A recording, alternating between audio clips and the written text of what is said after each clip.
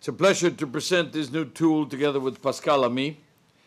I thank the WTO for the fruitful cooperation over the last 2 years to get this to a good port. I'd also like to thank Karel de Gucht, European Commissioner for Trade, Tim Grosser, Minister of Trade of New Zealand, for joining us today. It's a very, very distinguished podium, including Mr. Wheatley, who's not only a very distinguished journalist and specialist, but a very old friend. I mean, our friendship goes back a long time. Not that you are a very old, no. Oh, we're getting there, which is... The new database, including preliminary data for 40 countries, can play an important role in understanding better what is going on in global trade, investment and production patterns, and helping us to improve our policies. Here I have Andy Wyckoff, and we also have the head of statistics. We have the head of trade and agriculture. And I have to say that they, together with also our economics department, it's a very, very sort of a cross-disciplinarian type of exercise. But it also required a huge amount of number crunching and the technology and the approach. So I suppose, I don't know if this could have been done a lot earlier. I can only imagine the type of discussions we would have had, including Pascal in the Doha round, if we have had more elements like this in the discussions that we had about the origin and the benefits and the kind of adjustments that we've seen here. Global value chains have become a dominant feature of today's global economy. A good produced in the EU and exported to the US includes components from China and Japan, using raw materials and services from Australia, Russia, or India. Indeed, today we have to think about goods and services, as Pascal said in this session before, quote unquote, made in the world. Now it's become almost a cliche, but of course it's a relatively recent cliche. We're good at building cliches, but this is a relatively new one. This growing process of international fragmentation, driven by technological progress and trade policy reforms, challenges our conventional wisdom on how we look and how we interpret trade policies, and also how we interpret the numbers of trade flows, the figures for trade flows. As goods and services cross borders several times at different stages of processing, conventional trade statistics may not tell the whole story. There can be multiple counting, and this distorts our view of the economic importance of trade to economic growth and employment. They may also misrepresent the structure and size of bilateral trade balances.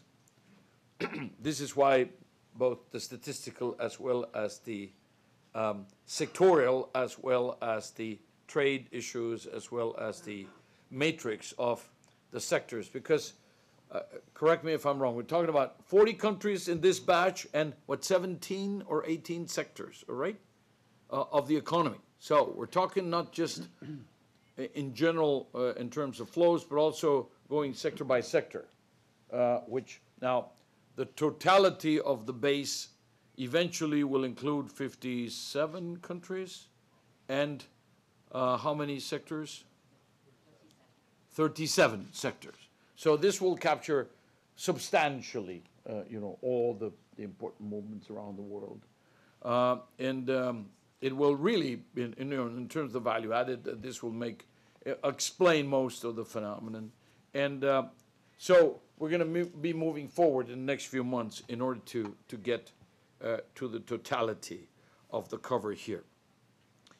Now, the tool we are sharing with you today systematically reveals what was hidden before in terms of the numbers. This release shows where value is actually created, and let me outline 3 key points to illustrate why this matters. First, the new data improves our understanding of the opportunities offered by international trade.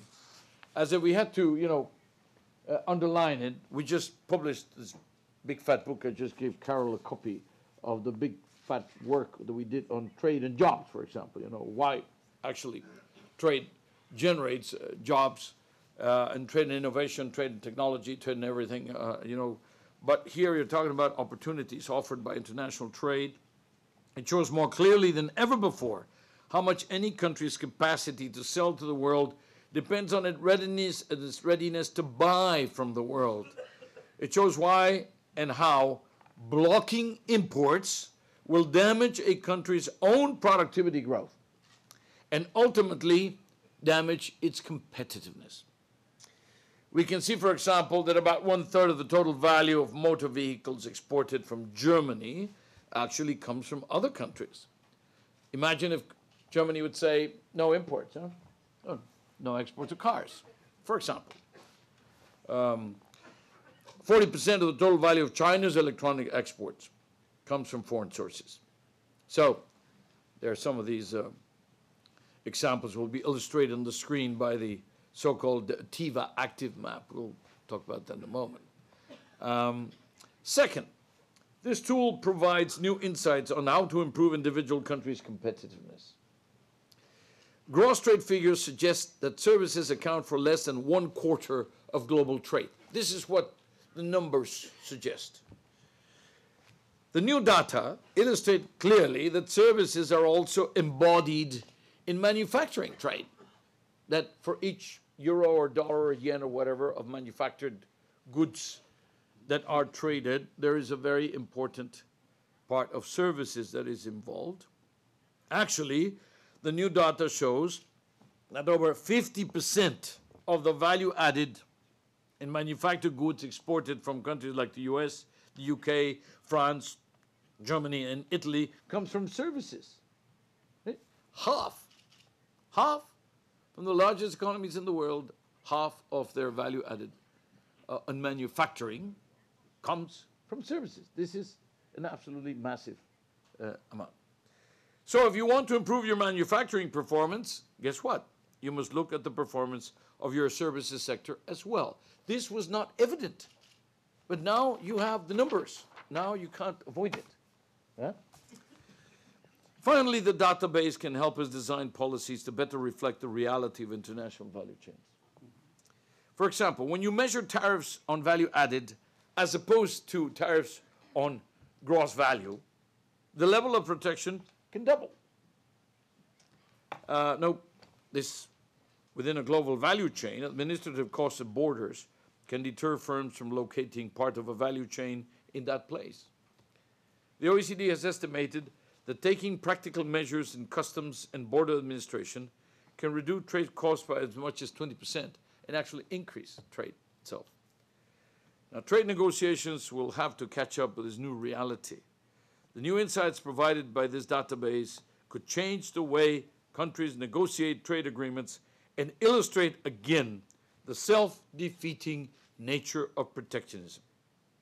But beyond trade, it will also give us insights into a wide range of policy areas. We'll be undertaking further work to understand what global value chains might imply for example, labor, jobs, an essential question of economies today, jobs. It's a hot issue. The role of capital, income flows, R&D, intellectual property, ICT networks. All these values, these dimensions, will be affected by the information we are uncovering now. So, ladies and gentlemen, Monsieur Whitley, that was pretty French, right? This is exciting, pioneering, and relevant work. It is yet another example of how international organizations can actually work together for the benefit of their members, as we have done on this occasion with the WTO and with the support of the EU. In the coming months, we'll be expanding the coverage and improving our methodologies, and we'll be looking forward to governments to support this important work. We'll be looking forward to governments to support this important work. Have I said that we'll be looking forward to governments to support this important work? In May, when leaders and ministers gather at the OECD for our annual ministerial meeting, we will release a comprehensive report on the policy implications for trade, investment, and domestic policies, as well as the potential benefits for engaging in global value chains. Eventually, we'll then take the numbers beyond, and this hopefully will end up as also on the tables of the leaders of the G20, will inform, well, practically every single economic meeting of minds. So I look forward to sharing further insights and new recommendations with you at this time, and we thank you for your attention, and you, our colleagues in the podium, for your presence here. Thank you. I won't repeat what Angel has just said about what this first ever batch of trade numbers in value addition tell us. Let me just do three things. First, thank wholeheartedly the crowd that worked on this project for the last 3 or 4 years. For me, it has been an incredibly learning experience. I was educated in a country where, in order to get something done by administration or public service, you need a general, a few colonels, a large number of captains, troops and troops and troops. And only if the general gives the green light will the troops move. Now, this has worked totally differently. We are in a different world. OECD, USITC, Eurostat, which is why I'm glad Karel with us, the University of Groningen, IDE-JETRO, who started the first serious research on trade measured in value addition more than 20 years ago. Many academics simply work together with a few of us sometimes saying, well, we should do that. And it just happened by the sort of power of sort of spontaneous collaboration, networks, people doing workshops, peer reviews. It's a really life experience to see how something which I thought at the beginning would take sort of 10, 15 years to produce first results, has done it in sort of 3-4 years.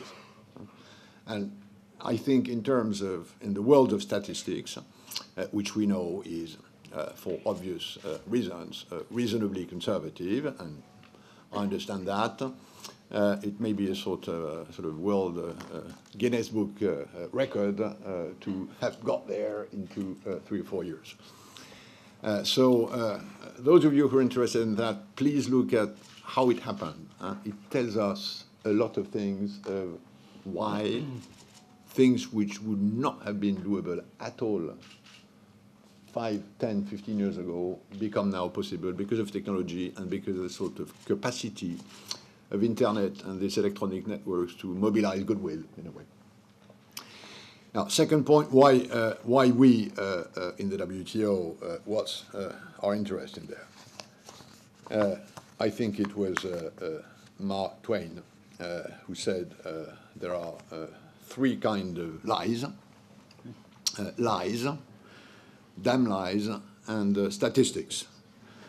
And if I had to sum up the WTO interest in this matter, I would say we would like to ensure that trade statistics do not lie, or maybe, being a bit more modest, to ensure that they lie as little as possible.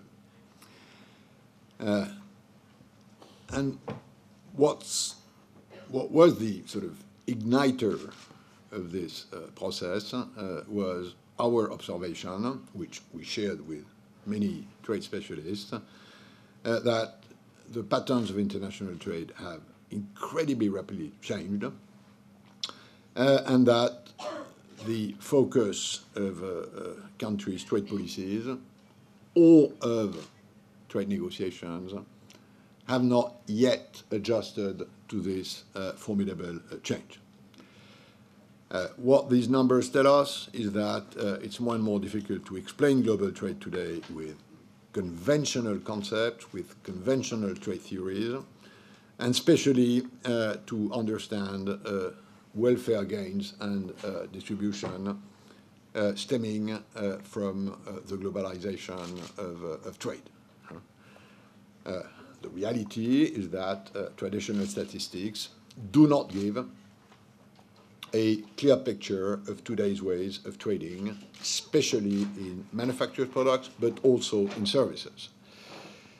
And they have, in many ways, broken the bridge which we need to rebuild between the benefits of international trade, how it happens, under which conditions does it happen, and what really matters for people, which is jobs.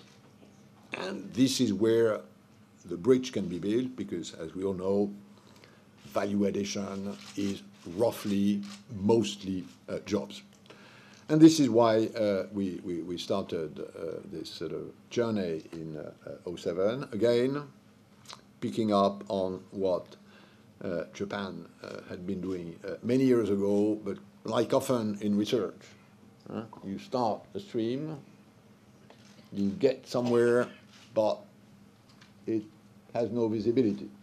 And then somebody else, with a different discipline, with a different look, picks up on what you've done, and then it starts flying. So we're very sort of intellectually extremely grateful to the sort of seminal work which Japan did on this many 2 decades ago. Now, last point, and that's what probably matters most than my old boys' stories. What do these numbers tell us? At first glance, I'm not entering into details, at first glance, and for what matters for public opinion and politicians. One, services. As Angel already said, while services traditionally, in traditional growth numbers, represent sort of 20-ish% of total trade, the share of services in world trade doubles the moment you measure in added value. And that's for the reason which Angel already mentioned, which many trade policymakers, politicians, or public opinion have not yet really spotted, which is that the services that are incorporated into the value of the merchandise is getting higher and higher. Now, I'm not doing any commercial for anybody, but if I look at this machine, which I use like many of you, and the question is it a good or is it a service? Is it a good or is it a service? Now, it looks like a good. Probably is a good. That's a good. Huh? Yeah, it's a good because it's an artifact. It's something you can touch. Now, if you look at where was the value added from the start to the beginning of this process to the end, it is a service. The largest part of this is a service. So again, I'm not doing any commercial. I didn't mention any brand. I took the precaution of the thing being with an envelope. But that's one of the major findings of these first numbers. Second, if you look at the distribution of the numbers country-wise, the lesson that immediately strikes is that the countries that export more and best are the countries that import more and best. In other words, if you want to grow your economy, i.e. the jobs of your economy, through participation in international trade, the obsession which has always been on export, sort of, exports are great, imports are bad, is totally unfounded. These numbers kill this sort of old mercantilist impression. In many cases, if you want to build upon your comparative advantage in order to export, where you have a competitive advantage. One of the first questions you need to raise is, where do I need to import more? Now, I know if I go on, let's say, French TV, just taking one example, coincidental, and I say this, people will say, who's this guy? You know, sort of one more pope of ultra-liberalism who wants globalization to roller coaster everything. This is now the economic reality. And I think this has deep implications, again, on trade policies, on trade negotiations. It reshuffles this notion of well-known, entrenched offensive versus defensive. Some of your defensives can be offensive. And at the end of the day, but I don't want to enter in too much of a philosophical controversy on trade and trade negotiations, but it needs to rethink about this good old concept of reciprocity. Because if you look at where the concept of reciprocity comes from, it comes from this notion that you have to balance offensives and defensives. So relooking at this balance probably is necessary. Third and last point, and I'll stop there, is of course a new look at bilateral balances. The immediate conclusion being that focus on bilateral balances, which has been a traditional element of trade negotiator software, is becoming more and more senseless. I won't repeat the numbers you saw in the video. US-China trade deficit, gross number here, value added, you shrink it by sort of 30-40%. US-Japan, Japan surplus to the US is there in gross numbers and double or nearly double in added value. Why? Simply because the way these global chains work make that Japan exports many things to China, which assembles, reprocesses, and exports it to the US. So it doesn't change the fact, and we should reaffirm this in this temple of economics, which the OECD is, that China has a large trade surplus, that US has a large trade deficit, which, by the way, has been constant if you look at the numbers with Asia as a whole, and not with China, Japan, Korean, Chinese Taipei, or whatever. That doesn't change, but of course the distribution of this changes enormously, and again, this needs a careful reflection by policymakers. So, all in all, again, thanks for this incredibly cooperative endeavor. We're not yet at the point where serious statisticians would say, I can certify these numbers.